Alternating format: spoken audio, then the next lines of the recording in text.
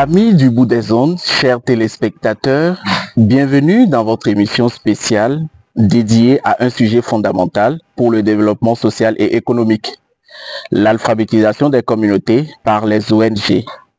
Alors que l'accès à l'éducation reste un défi, des organisations non gouvernementales jouent un rôle essentiel en menant des campagnes d'alphabétisation, notamment dans les zones les plus reculées ou vulnérables.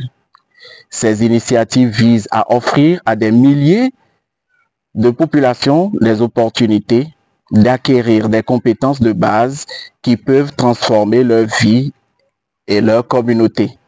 Aujourd'hui, nous allons explorer les stratégies de mise en œuvre de ces actions par l'ONG Casa Grande Bénin pour relever ce défi, leurs impacts sur les individus et les collectivités, ainsi que les obstacles auxquels elles sont confrontées. Nous aborderons aussi les perspectives d'avenir pour ces campagnes et la manière dont elles évoluent pour atteindre encore plus de personnes. Quelles sont les réussites observées sur le terrain? Comment ces initiatives peuvent-elles contribuer à l'autonomisation des femmes, à l'amélioration des conditions de vie et à l'égalité des chances? Restez avec nous pour découvrir comment l'alphabétisation portée par l'action de l'ONG La Casa Grande Bénin devient un véritable levier de développement et d'émancipation.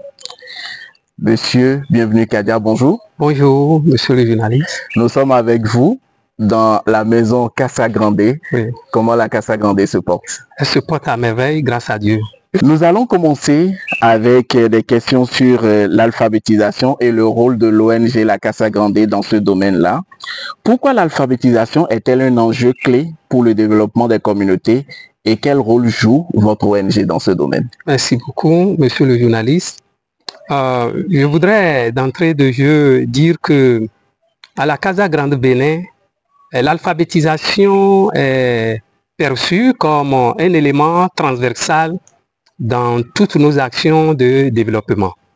Parce que nous considérons l'alphabétisation comme une clé qui permet d'ouvrir toutes les portes qui peuvent donner accès au développement. Donc pour nous, toutes nos actions de développement, que cela soit des actions dans le domaine de la protection de la petite enfance, que cela soit dans le domaine de l'éducation et de la formation professionnelle, que cela soit dans le domaine de l'eau et de l'hygiène et assainissement, nous pensons que l'alphabétisation doit être présente dans chacune de ces actions si nous voulons avoir un impact réel et fort. Alors, nous pensons que alphabétiser les communautés, c'est les libérer. C'est leur donner une chance pour qu'elles puissent amorcer la trajectoire de leur propre développement, de leur propre épanouissement et de leur autonomisation. C'est cela. Et quel est votre rôle? Nous, notre rôle, c'est beaucoup plus un rôle d'accompagnement. Nous accompagnons les communautés parce qu'en tant qu'une organisation non gouvernementale, nous ne sommes pas appelés à être présentes à longue durée dans une communauté. Donc, nous jouons le rôle d'accompagnement. Alors, qu'est-ce que nous faisons? Nous nous approchons des communautés, nous faisons l'étude diagnostique au sein de la communauté et nous identifions les besoins de la communauté en matière de développement, en matière d'eau, hygiène et assainissement, en matière de droits de l'homme. Et c'est compte tenu des résultats de ces études que nous focalisons l'objectif de l'alphabétisation. Donc l'alphabétisation pour nous est un outil qui permet à cette communauté de mieux saisir les actions de développement et de pouvoir les mener elles-mêmes. Parce que nous ne sommes pas là pour travailler à la place de la communauté. Donc nous faites du faire-faire. Du faire-faire. Or, pour faire du faire-faire, il faut donner des notions et des capacités à la communauté pour que, après avoir appris à la communauté comment on fait, elle peut alors maintenant réaliser elle-même le chemin. C'est cela. Mais dites-nous, comment pouvez-vous expliquer? Est-ce que votre façon de mener cette campagne diffère de celle du gouvernement? Il n'y a pas une grande différence je dirais que c'est la même chose, mais je vais faire quand même une petite remarque. L'alphabétisation est la même chose. D'ailleurs, l'alphabétisation fait partie des activités régaliennes de l'État. Donc, comme l'éducation formelle, l'éducation informelle aussi fait partie du ministère. Ah, vous voulez dire que l'alphabétisation est de l'éducation informelle? C'est de l'éducation informelle. En ce sens que parfois vous pouvez faire l'alphabétisation sans vous baser sur, je dirais, les règles rigides de l'éducation formelle. L'alphabétisation ne se base pas sur les règles rigides de l'éducation formelle. Non. C'est pourquoi nous l'appelons parfois l'éducation populaire. Donc, on donne accès à tout le monde de pouvoir être alphabétisé. Alors que dans l'éducation formelle, ce n'est pas toujours la même chose. C'est structuré. C'est structuré. Donc, c'est ce que je voulais dire. Alors, donc, je disais tantôt qu'il n'y a pas une grande différence parce que c'est le ministère des enseignements secondaires, techniques et de la formation professionnelle, l'alphabétisation qui s'occupe du volet de l'alphabétisation au Bénin. Donc, si vous voulez faire l'alphabétisation dans les communautés, vous êtes amené à respecter les règles mises en place par l'État dans ce domaine-là. Vous devez alphabétiser les communautés en suivant les curricula mis en place, les documents mis en place, la pédagogie mise en place. Ça, donc, il n'y a pas de différence.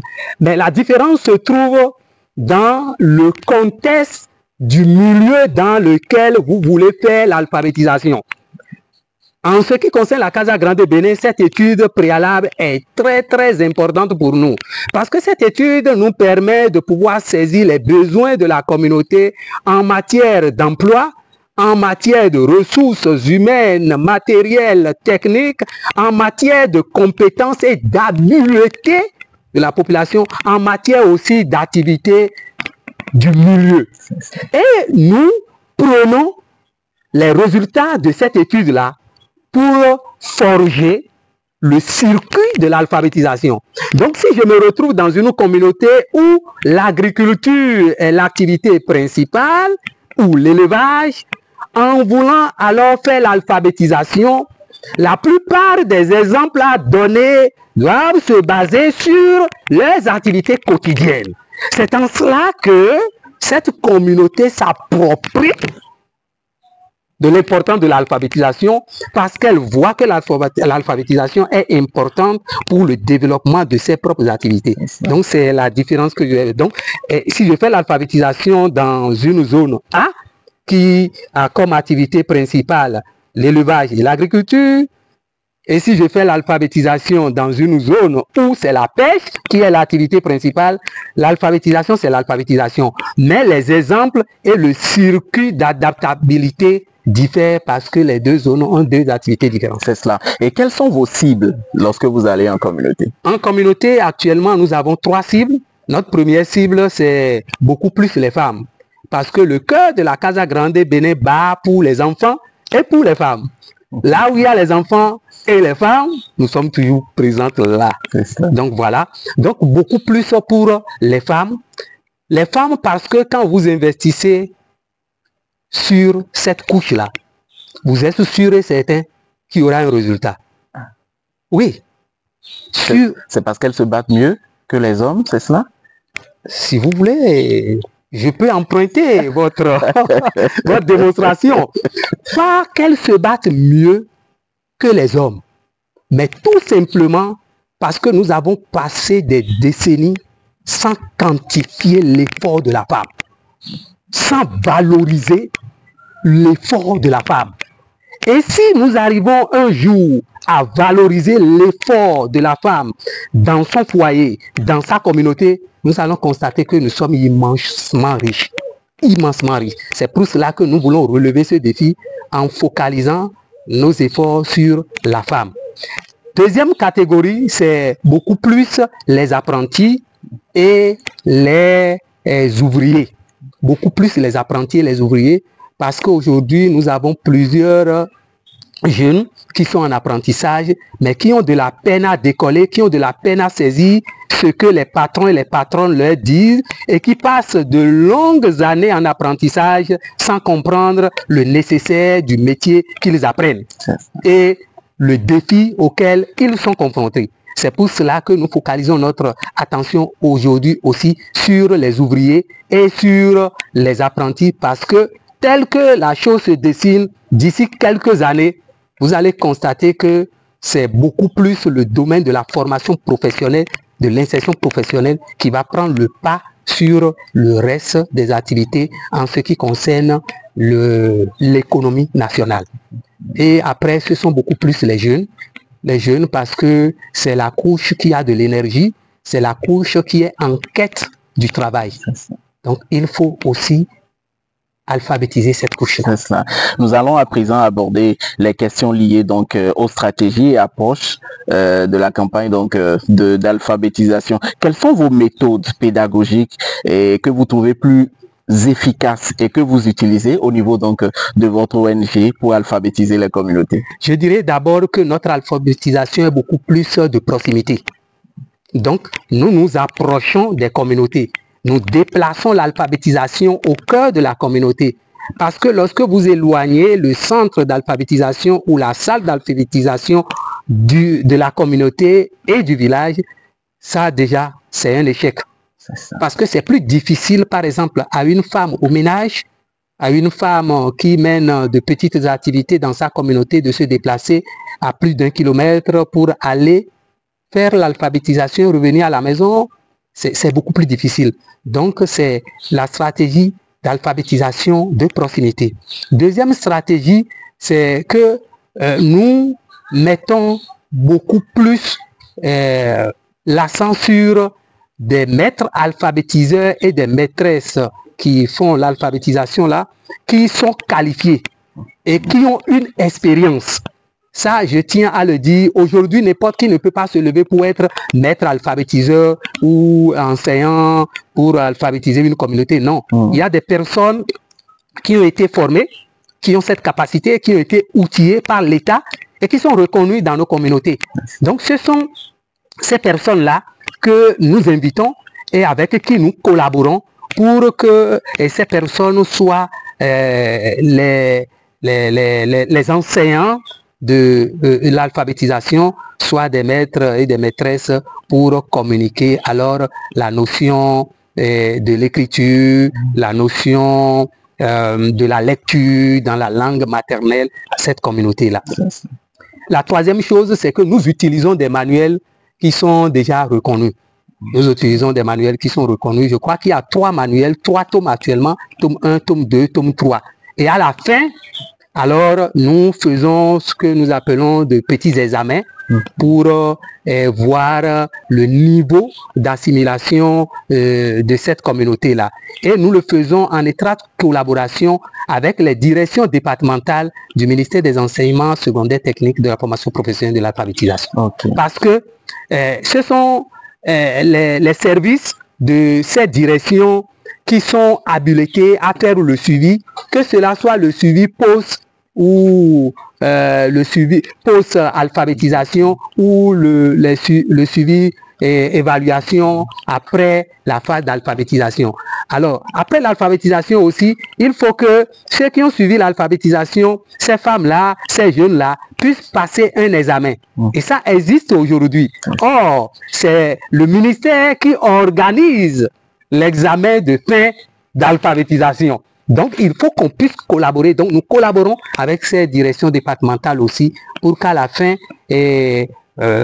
ces apprenants et ces apprenantes soient attestés. C'est cela. Mais comment vous adaptez ces campagnes aux spécificités culturelles et linguistiques des communautés? Très bien, très bien. Je crois qu'un travail est en train d'être fait actuellement parce que quand on parle d'alphabétisation, l'alphabétisation ne cible pas seulement une langue. Mais l'alphabétisation cible toute une plage de langues. C'est la langue véhiculée au sein de la communauté qui constitue le vecteur. Donc, si vous allez dans une communauté qui parle haïsant, l'alphabétisation doit être faite en aïsan. Si vous allez dans une communauté qui parle le fon, l'alphabétisation doit être faite en fongbe. Si vous allez dans une communauté qui parle le Hidacha, le Nago, vous devez faire l'alphabétisation dans leur propre langue. C'est d'abord le départ de toute chose parce que vous ne pouvez pas venir m'enseigner, m'apprendre une autre langue que celle que je parle. Donc, c'est important. C'est très important ce côté-là. C'est cela. Quel rôle joue la technologie dans les campagnes d'alphabétisation menées par votre ONG? Oui, aujourd'hui, je crois qu'il y a eu tellement d'évolution. Si vous allez sur l'Internet aujourd'hui, vous pouvez même traduire des tests en fongbe. Oui, vous pouvez traduire des tests en fongbe aujourd'hui. C'est vraiment une avancée considérable et remarquable aujourd'hui. Donc, je peux dire, aujourd'hui, il y a même des ouvrages en fond sur le net. Il y a beaucoup d'ouvrages en fond sur le net. Vous pouvez même faire des traductions aujourd'hui sur le net, comme je viens de le dire. Donc, je dirais que l'évolution de la technologie aujourd'hui facilite un peu plus l'enseignement de la langue maternelle. Est-ce que vous en utilisez? Moi, j'en utilise. Si vous allez vous tapez sur mon ordinateur, j'ai même des logiciels, des applications en langue fon, parce que moi je parle le fongbe.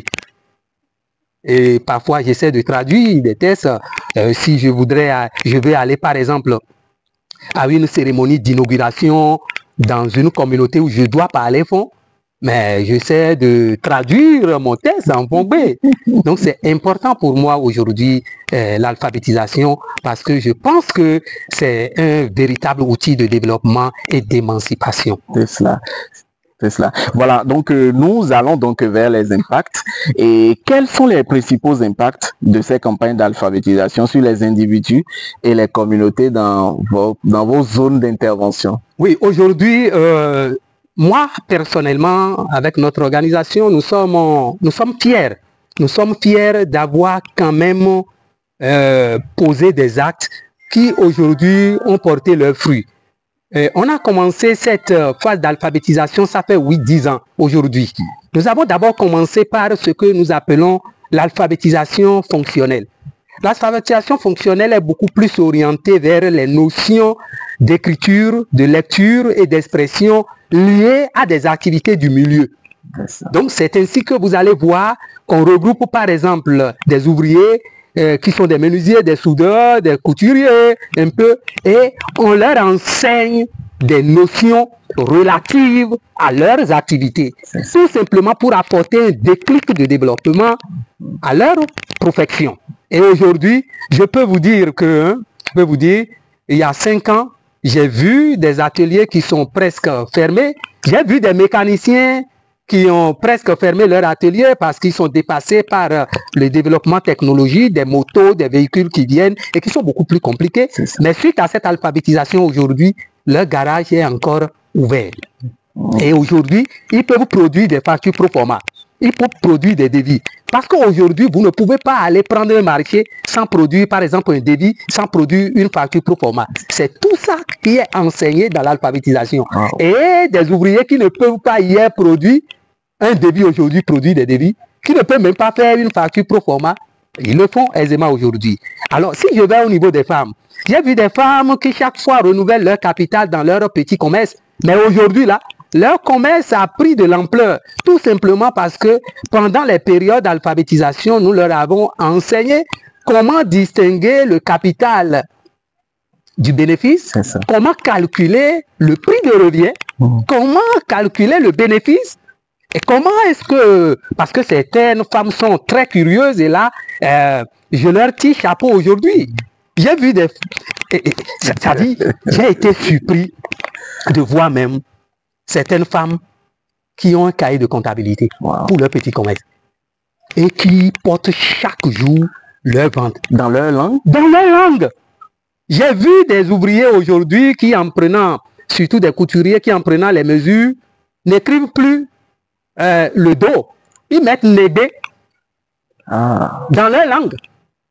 Il écrit le dos là, dans sa langue, négué, awa, afo. Et ça, c'est dans quelle langue déjà? C'est la langue Fongbe. Vous voyez, ça c'est des résultats qui nous ont énormément émerveillés. Et puis, je vais donner un dernier exemple.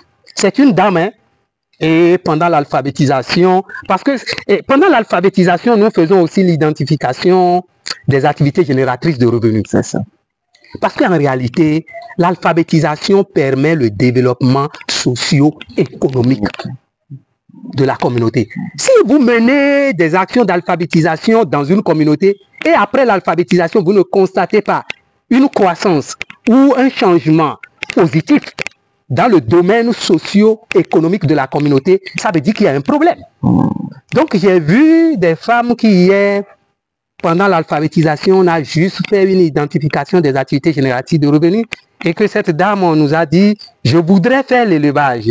Et on a étudié ça avec elle ensemble à travers l'alphabétisation. Aujourd'hui, il a un petit lot d'élevage derrière sa maison. Il nourrit ses enfants, il paie la scolarité de ses enfants, il supporte le foyer. Je dis bien qu'elle supporte le foyer aujourd'hui. Et quand vous la voyez aujourd'hui, comparativement à ce qu'elle était hier, elle est rayonnante de joie. Elle est heureuse. Pour nous, c'est une grande satisfaction. Donc, vous voulez dire qu'à travers ces réponses que vous venez d'apporter, que l'alphabétisation a un effet mesurable. Oui, l'alphabétisation a un effet mesurable. C'est pour cela, moi, je voudrais exhorter les organisations non gouvernementales comme la nôtre, qui focalisent leurs actions sur l'alphabétisation, de toujours commencer par une étude diagnostique préalable. Parce que ça permet de pouvoir mesurer le résultat à la fin, de pouvoir voir est-ce qu'il y a eu une évolution des indicateurs. Pour nous, c'est ce changement-là qui est notre joie. C'est pour cela que ça nous intéresse beaucoup. C'est ça. Mais peut-on observer un changement dans l'autonomisation des femmes ou des jeunes grâce à l'alphabétisation, notamment en termes d'accès à l'éducation et à l'emploi? Oui. Moi, je suis heureux aujourd'hui qu'il y ait eu des réformes au niveau du gouvernement. Aujourd'hui, même si la femme n'a jamais mis pied à l'école et qu'elle est alphabétisée et qu'elle a pu avoir son attestation du niveau d'alphabétisation, elle peut aussi postuler aujourd'hui pour devenir une élue locale. C'est cela. Une représentante de sa communauté. Donc je voudrais seulement dire que l'alphabétisation apporte une autonomisation. L'alphabétisation apporte un changement positif, que cela soit dans le domaine économique, dans le domaine social, dans le domaine de l'hygiène et l'assainissement du milieu, et dans le domaine aussi du suivi de l'éducation de leurs enfants. Du suivi de l'éducation. Et puis, je vais vous dire quelque chose. Ça, nous l'avons remarqué dans presque toutes les communautés. Surtout au niveau des femmes. J'insiste beaucoup sur ça. Excusez-moi de toujours parler des femmes. J'ai vu des femmes qui, après l'attestation de l'alphabétisation, je vous dis, elles étaient tellement heureuses d'avoir fini le processus d'alphabétisation et d'avoir obtenu l'attestation qu'elles ont même organisé une grande fête. Et aujourd'hui, quand vous les observez, vous observez leur comportement, elles se comportent comme des intellectuels. Elles raisonnent très bien. Donc, elles se sont dit, mais tu lis, je lis. La différence est où? Et moi, je lis ma langue maternelle. Ce qui n'est pas souvent le cas pour nos intellectuels aujourd'hui qui ont le doctorat, l'agrégation, le master. Non, dites-les simplement comment on appelle tel outil ou tel objet dans votre langue maternelle. Je vous dis, ça devient une corvée difficile. Donc, nous avons abandonné notre langue maternelle qui est une richesse pour notre développement. Je vous assure, une richesse pour le développement. Mais là, dites-nous, comment vous assurez la pérennité de tout ce que vous venez de dire? Oui, c'est là où nous avons quelques défis et en même temps pour nous c'est des obstacles. Parce que nous sommes des organisations non gouvernementales, nous ne sommes pas appelés à rester permanemment dans une communauté. Nous jouons le rôle d'accompagnement, comme je vous l'ai dit. Nous venons accompagner la communauté pour que la communauté puisse passer à un changement positif et amorcer sa trajectoire de développement. Donc après cela, nous faisons tout possible pour que la communauté puisse s'approprier des actions. C'est en cela que l'alphabétisation est très importante. Lorsque vous n'éduquez, si vous voulez affaiblir une nation ou un peuple, privez-le ou privez-la de son éducation. Lorsque vous privez un peuple ou une nation de son éducation, vous l'affaiblissez, vous détruisez la nation. Donc l'alphabétisation, nous ne devons pas la négliger. C'est un pouvoir, c'est une puissance. L'alphabétisation est un pouvoir, est une puissance. C'est en cela que parfois même, vous savez, dans certaines communautés, il y a certains hommes qui refusent à leurs femmes d'aller se faire alphabétiser parce que ça pose rien, ça apporte du bonheur, ça apporte du revenu, ça apporte du changement, ça apporte du soulagement, ça apporte du développement. Donc, moi je pense que c'est de l'ignorance, il faut beaucoup communiquer autour de ça. Donc, bref, quand nous prenons le côté de l'éducation aujourd'hui, mais ça a apporté beaucoup de choses dans la vie de ces femmes et de ces jeunes, dans la formation professionnelle aujourd'hui. Parce que si même les jeunes n'ont pas été à l'école et ils sont alphabétisés aujourd'hui, ils peuvent s'insérer, ils peuvent entreprendre. C'est cela. Dans leur propre langue. C'est cela. Mais là, aujourd'hui, quelles sont vos difficultés? Quels sont les défis que vous affrontez au quotidien en allant sur le terrain, sensibiliser les gens ou mener ces activités d'alphabétisation? Le premier défi, c'est le défi de la pérennisation, comme vous venez de le dire. Comme nous ne sommes pas appelés à rester permanemment au sein de la communauté, nous avons ce problème aujourd'hui de l'évaluation post et alphabétisation. Donc, après avoir fait l'alphabétisation, normalement, nous pensons, c'est ce que nous pensons en tant qu'ONG, que c'est aux différentes directions départementales de pouvoir continuer l'œuvre en faisant le suivi. Mais, de plus en plus, nous sommes en train de trouver une solution.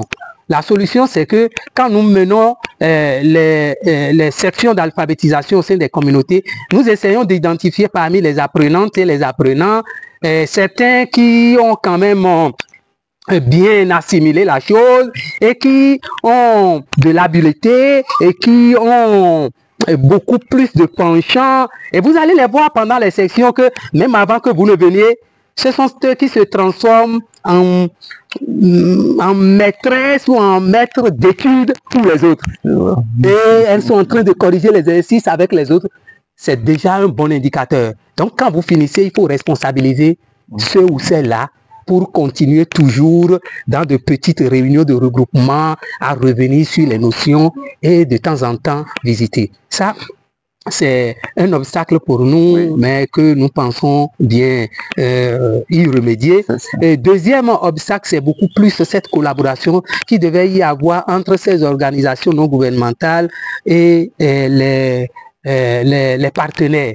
Si je parle des partenaires, je parle beaucoup plus des mairies et des directions départementales. Je pense que, parce que le ministère est garant de l'éducation de la communauté. Donc nous ne sommes que là pour les accompagner. Donc nous voulons que cette collaboration soit beaucoup plus fluide et que cette collaboration puisse être aussi formalisée. Parce qu'aujourd'hui, les organisations non gouvernementales mènent les sessions d'alphabétisation, excusez-moi, dans un système que je peux appeler un système un peu désordonné. Chacun fait ce qu'il veut, alors que ce ne devait pas être le cas.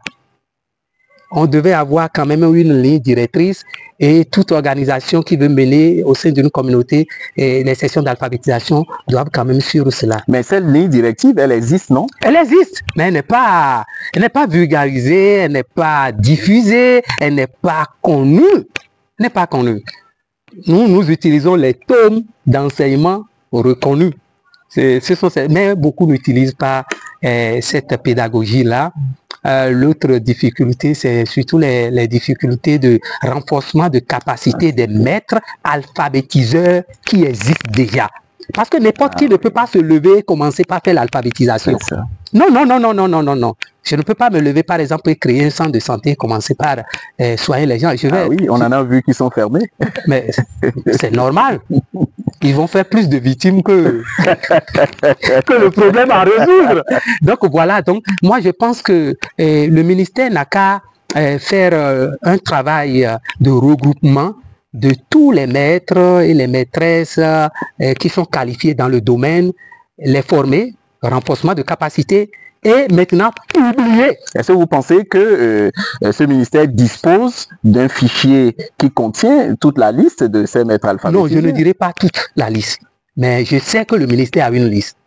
Parce que je connais beaucoup. D'ailleurs, ce sont eux qui nous aident sur le terrain. Je connais beaucoup de maîtres alphabétiseurs et de femmes qui font aussi de l'alphabétisation, qui sont aujourd'hui à la retraite, mais qui sont reconnus par le ministère et qui sont des retraités même dans le domaine. Donc, il y a un fichier, mais je sais que ce fichier n'est pas complet.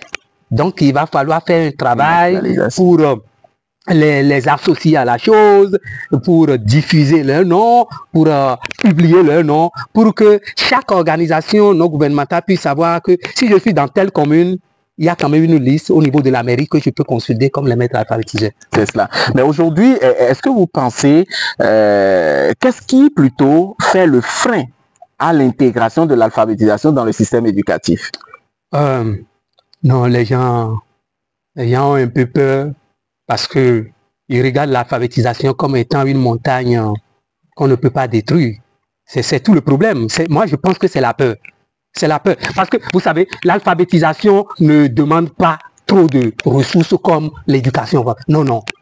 Mais les gens pensent que ce serait difficile. Et c'est surtout nous, nous qui sommes instruits, qui sommes allés à l'école du blanc, là. Excusez-moi, du blanc, entre griffes, là. C'est nous. C'est nous, quoi. Ça dit, quand on regarde ce qu'il faut faire et le nombre de langues qui existent, on se dit, est-ce qu'on peut y arriver? Donc, il y a ce problème-là d'abord. Mais on peut bien y arriver. On peut bien y arriver. Je crois qu'il y a un travail qui a été fait il y a quelques années où certaines langues ont été repérées et arrêtées dans des localités pour faire partie des langues à enseigner au niveau des sections d'alphabétisation. L'autre question, c'est que la population même ne s'intéresse pas trop à la chose. Donc, c'est un manque d'information. Mais est-ce qu'il n'y a pas un manque de politique derrière tout ça qui fait que la population ne s'est pas appropriée de cet aspect, de ce volet? Oui, oui, c'est l'action. C'est l'action qui manque. Parce qu'il y a un ministère, non? Il y a un ministère. Donc, s'il y a un ministère, il y a une direction. S'il y a une direction, il y a des services.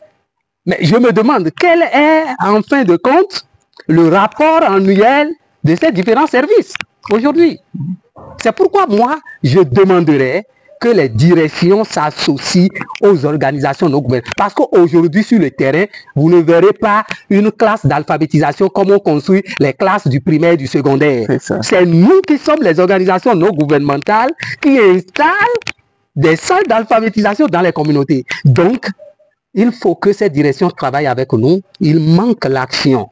Il faut qu'elle travaille avec nous pour que nos résultats leur soient versés et pour que nous aussi, nous puissions améliorer nos actions d'alphabétisation sur le terrain pour que la chose puisse se prendre. Et il faut maintenant, je parlerai beaucoup plus, informer la population. Dites à la population que, dites à ceux ou à celles qui veulent se faire former ou qui veulent recevoir des formations en alphabétisation que l'alphabétisation est un pouvoir qui les libère. L'alphabétisation est une puissance de développement, que c'est essentiel pour leur propre vie.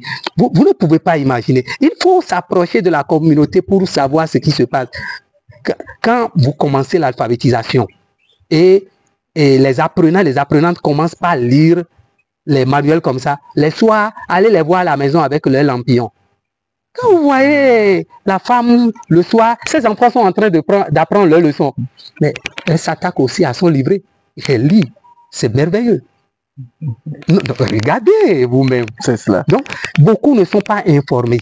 Donc, il faut plus informer. C'est cela. Mais là, vous avez souligné un aspect tout à l'heure sur lequel j'aurais souhaité que vous reveniez. Voulez-vous dire que le manque de financement n'est pas un obstacle pour, par exemple, l'ONG La Casa Grande?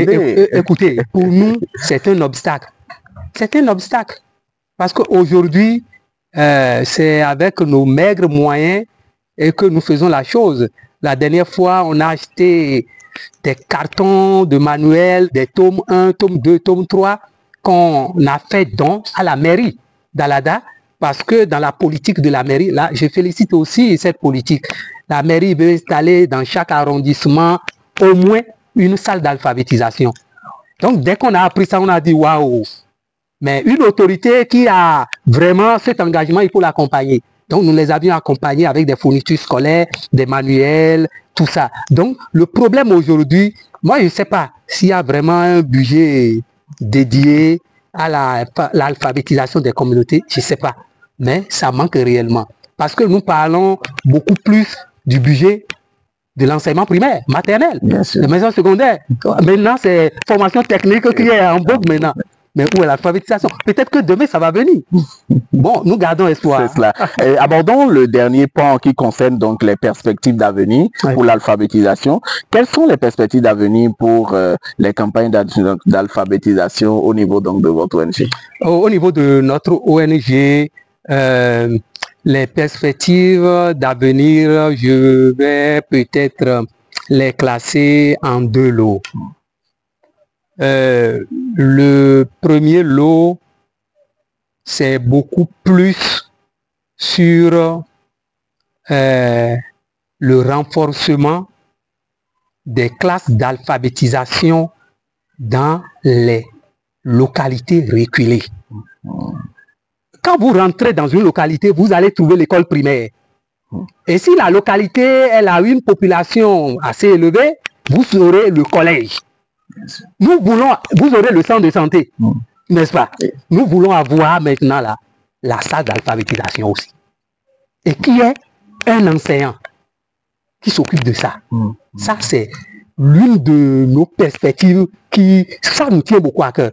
Deuxième perspective, c'est de pouvoir travailler avec les directions départementales pour le renforcement de capacité des maîtres alphabétiseurs et pour qu'il y ait quand même une collaboration entre le ministère et les organisations non gouvernementales pour l'alphabétisation. Parce que, je le dis, je le répète, l'alphabétisation est utile pour toute action de développement.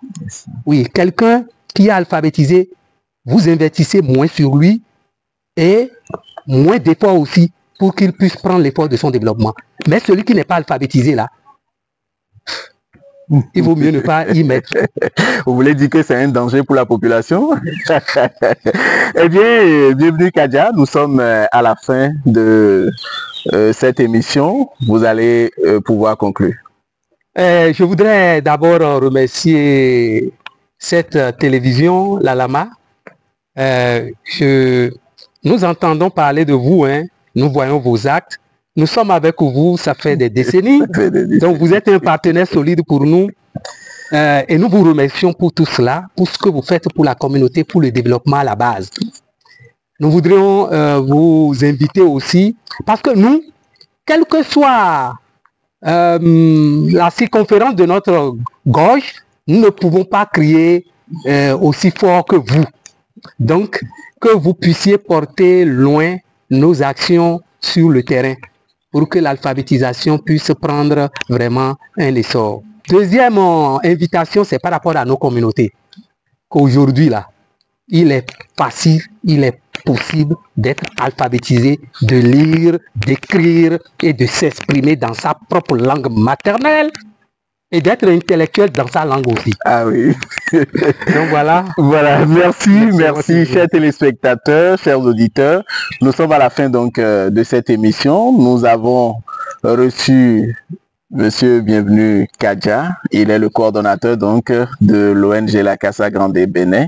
Nous l'avons reçu sur la question de la campagne de l'alphabétisation et les perspectives.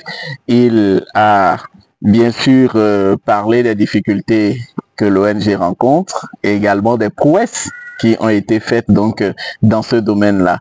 Et pour